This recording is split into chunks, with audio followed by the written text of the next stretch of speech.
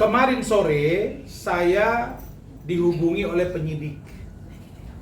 Ingat ya, saya dihubungi oleh penyidik dan penyidik sudah menyampaikan bahwa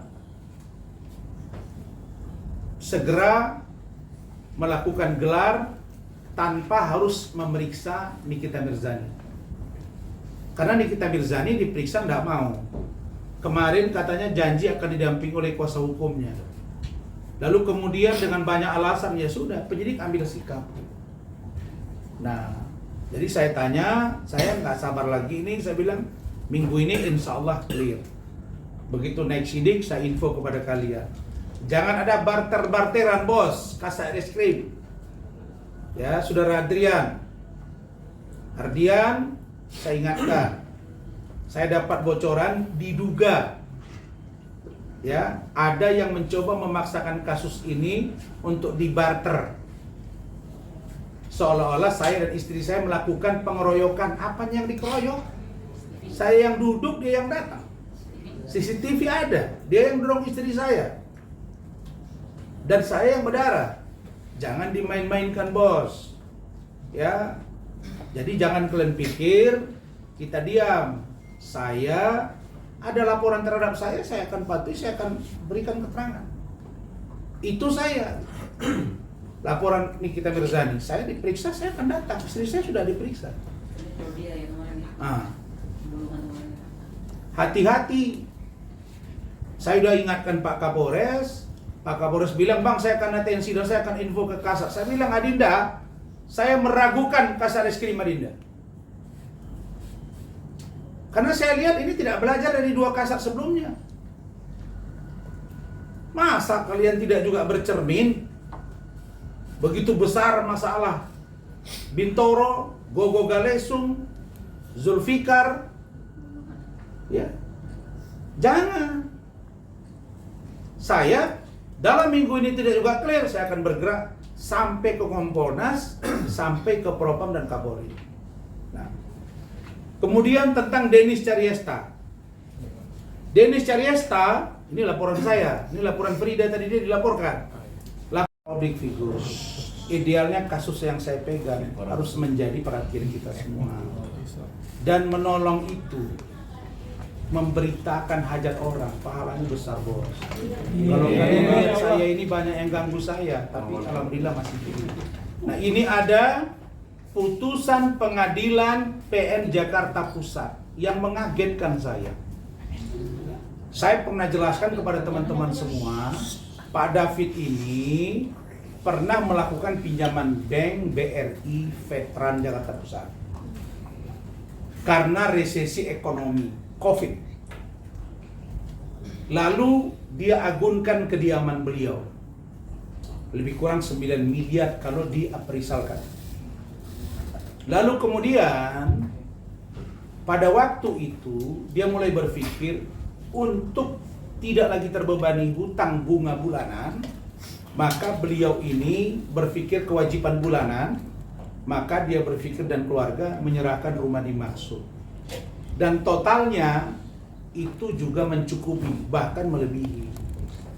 Nah, tetapi ternyata niat baik ini berubah jadi petaka.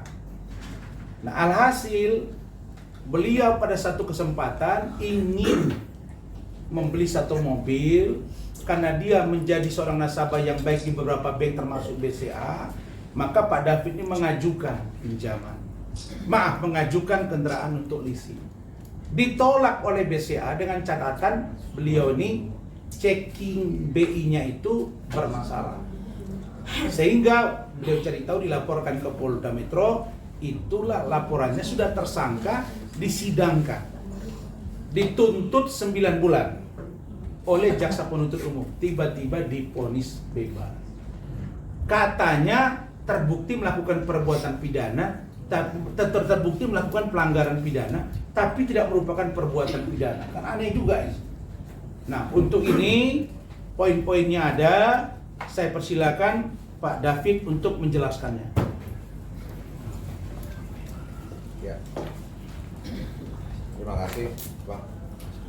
Jadi saya hanya menyampaikan terkait putusan kemarin dari Pengadilan Negeri Jakarta Pusat terhadap perkara di mana saya sebagai pelapor dan ada oknum Bank BRI yang sudah jadi tersangka dan terdakwa.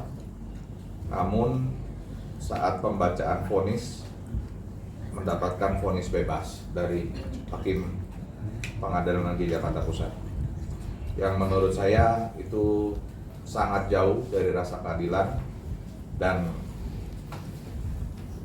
Hakim banyak mengabaikan bukti-bukti maupun fakta-fakta persidangan. Yang jelas-jelas pemalsuannya itu ada, pemalsuannya itu sudah terbukti, cuman dianggap itu adalah administrasi. Menurut saya lucu sekali, pemalsuan itu jelas tindak pidana, tidak bisa jadi ranah administrasi. Jadi, namun ya kita menghormati proses hukum. Saat ini kita sedang mengajukan kasasi. Mudah-mudahan hakim tingkat kasasi nanti lebih bertindak sesuai dengan fakta maupun memenuhi rasa keadilan terhadap korban, yaitu saya. Nah, demikian aja. Oke. Jadi sekarang ada kasus yang sedang bergulir di Polres Metro Jakarta Utara. Oh iya, tambah. Dengan tersangka kepala atau pinca, ya istilah itu, pimpinan cabang Bank BRI Jakarta Pusat, yaitu veteran Bapak Didik, ya. Bapak Didik Tri Haryanto.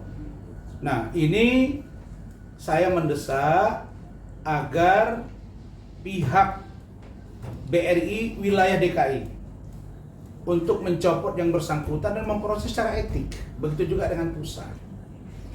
Ini sekarang status tersangka, makanya ini kita kawal.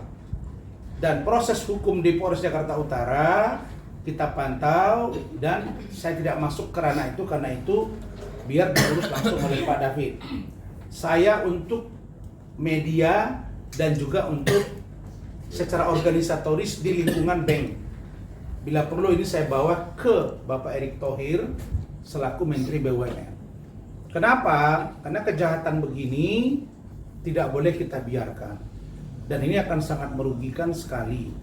Bayangkan orang yang menjadi kreditur gitu ya, lalu kemudian sudah mengorbankan banyak materi, dalam hal ini rumah, kemudian usaha sudah terganggu gara-gara COVID, malah dikenai seperti ini. Nah, inilah sikap dari kami. Maka kita berdiskusi panjang lebar bahwa tentang kasus Kejora dan Didik kami akan pantau, akan kami update, bila perlu ini day to day atau week to week. Kita akan selalu info, dan saya akan meminta agar kasus ini benar-benar diatensi. Dan insya Allah ini akan tetap kita komunikasikan dengan teman-teman media, akan ini tetap diliput, dan saya akan secara berkala menyampaikan di media sosial yang saya miliki. Nah, tentang adanya nanti wawancara khusus dari beberapa media, saya mengucapkan terima kasih untuk mengangkat kasus ini, karena saya percaya teman-teman media semua tidak melulu juga entertain. Misalnya rasis, misalnya intens, cumi-cumi, kumparan, detik, ya, kumparan ada kumparan. Sudah saya info, grid mana grid? Grid juga. Ya, saya kira saya minta tolong teman-teman semua dibantu agar kasus ini menjadi terang. Dan kalau merujuk pada penetapan tersangka, saya yakin 4 bahkan 5 orang lagi akan tersangka di kasus ini.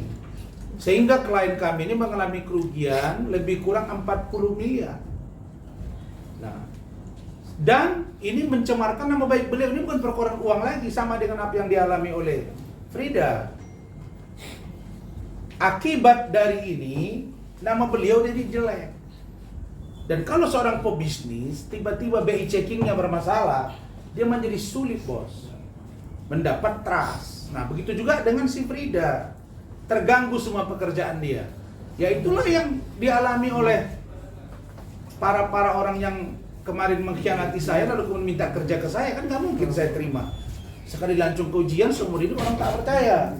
Sehingga inilah persoalan yang mendasar.